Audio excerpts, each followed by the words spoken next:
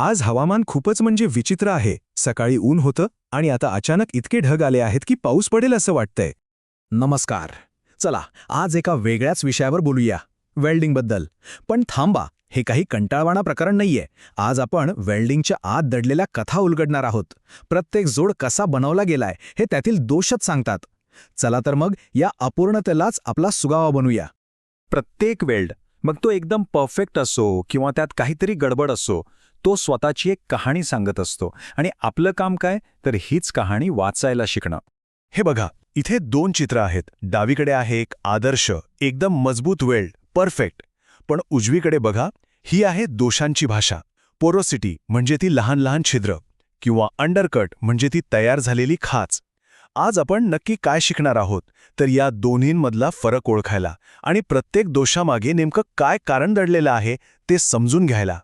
चला तर मग सुरुवात करूया सगळ्यात सोप्या दोषांपासून, म्हणजे असे दोष जे आपल्याला सहज डोळ्यांना दिसतात.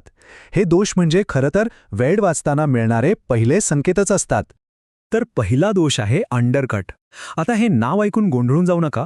सोप्या भाषेत सांगायचं झालं तर वेल्डच्या कडेला तयार झालेली ही एक लहानशी खाच असते. हे चित्र बघा, म्हणजे तुम्हाला अजून क्लिअर होईल. दिसतंय, वेल्डिंगच्या जास्त उष्णतेमुळे मूळ धातू वितळलाय आणि कडेलाही अशी खाच तयार झालीये. आणि याचमुळे तो जोड त्या जागेवर अगदी कमकुवत होतो. ओके, पुढचा दोष आहे ओव्हरलॅप. ह्यामध्ये काय होतं की अतिरिक्त वितळलेला धातू पृष्ठभागावर पसरतो खरा, पण तो मूळ धातूशी एकरूप होत नाही. म्हणजे तो फक्त वरवर चिकटलेला असतो, आतून काहीच जोड नसतो. आणि हे चित्र तेच अगदी परफेक्ट दाखवतंय की ओव्हरलॅप धातूवर कसा फक्त बसलेला असतो. म्हणजे सगळ्यात महत्त्वाचा मुद्दा काय, तर हे एका कमकुवत, नीट न जोडलेल्या सांध्याचं मोठं लक्षण आहे. आता एक इंटरेस्टिंग गोष्ट. आपल्याला वाटतं की जास्त म्हणजे चांगलं, पण वेल्डिंगमध्ये तसं नाहीये. कधीकधी गरजेपेक्षा जास्त धातू वापरणं हा सुद्धा एक मोठा दोष ठरू शकतो. जास्त म्हणजे नेहमीच जास्त मजबूत असं अजिबात नाही. हा फुगीर आकार बघा, दिसायला तर एकदम मजबूत वाटतोय नाही का, पण खरी मेख आहे ती या कडांमध्ये. इथेच सगळा ताण एकवटतो आणि यामुळे काय होतं, तर वेल्ड तुटण्याची शक्यता वाढते आणि अख्खी रचनाच कमकुवत होऊ शकते. ठीक आहे, आतापर्यंत आपण त्या दोषांबद्दल बोललो जे वरून दिसतात. पण खरी आव्हानं तर आत लपलेली आहेत. खरं सांगायचं तर सगळ्यात धोकादायक दोष तेच असतात जे आपल्याला उघड्या डोळ्यांनी दिसत नाहीत. तर आता आपण अशा काही दोषांबद्दल बोलणार आहोत जे आतून अगदी अदृश्यपणे कोणत्याही मोठ्या रचनेला पोकळ करू शकतात. याला म्हणतात लॅक ऑफ फ्युजन किंवा फ्युजनचा अभाव. याची कल्पना करायची असेल तर असं समजा की तुम्ही 2 कागद चिकटवत आहात, पण मधोमध गोंद लावायचंच विसरलात. हा दोष अगदी तसाच आहे. वरून सगळं ठीक दिसतं, पण आतून जोडच नाही. हे चित्र म्हणजे वेल्डच्या आतला भाग आहे, एक क्रॉस सेक्शन. आणि इथे स्पष्ट दिसतंय की आत कशी पोकळी राहिली आहे. ही एक लपलेली कमकुवत जागा आहे जी बाहेरून कधीच दिसणार नाही, आणि म्हणूनच ती जास्त धोकादायक ठरते. आणि आता सगळ्यात गंभीर दोषांपैकी एक, क्रॅक्स म्हणजेच तडे. हे म्हणजे धातूमधले फ्रॅक्चर आहेत, जे जरा जरी ताण आला तरी वाढत जातात. या चित्रात दिसणारा एक छोटासा, अगदी केसा एवढा तळासुद्धा एखाद्या पुलासाठी किंवा मोठ्या पाईपलाईनसाठी विनाशकारी ठरू शकतो. हा दोष म्हणजे एका मोठ्या संकटाची नांदी असू शकते. ओके, तर आतापर्यंत आपण फक्त समस्यांबद्दल बोललो, नाही का? आता जरा त्या कशा सोडवायच्या यावर बोलूया.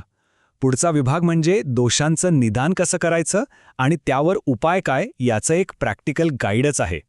ही प्रक्रिया अगदी सोपी आहे. फक्त 3 स्टेप्स लक्षात ठेवायच्या. पहिली, दोष ओळखा. दुसरी, त्या मागचं कारण शोधा. आणि तिसरी, योग्य उपाय करा. सिंपल. चला, हे समजून घेण्यासाठी एक उदाहरण घेऊया, पोरोसिटीचं. तर आपली पहिली पायरी काय? समस्या ओळखणे. या चित्रात जसं दिसतंय, पोरोसिटी म्हणजे वेल्डच्या पृष्ठभागावर तयार झालेली ही लहान लहान छिद्र. आता दुसरी पायरी, यामागची कारणं काय असू शकतात?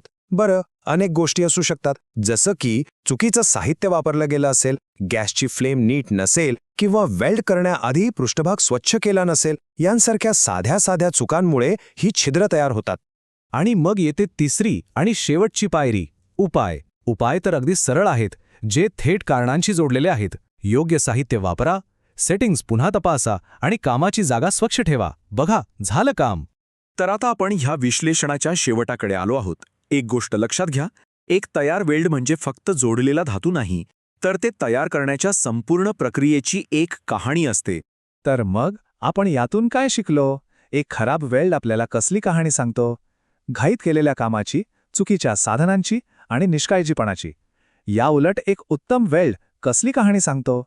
अचूकतेची, योग्य तंत्राची, कौशल्याची आणि सर्वात महत्त्वाचं म्हणजे काळजीपूर्वक केलेल्या कामाची. हे फक्त धातू जोडणं नाही, तर हे एक शास्त्र आहे, एक कला आहे. आता तुम्हाला वेल्डची भाषा थोडीफार का होईना पण कळू लागली आहे. मग आता जरा विचार करा. आपल्या आजूबाजूला असलेल्या इमारती, पूल, गाड्या ह्या सगळ्या वस्तूंमध्ये अशा आणखी कितीतरी न सांगितलेल्या कथा दडलेल्या असतील नाही का? आता त्या वाचण्याचा प्रयत्न तर नक्कीच करता येईल.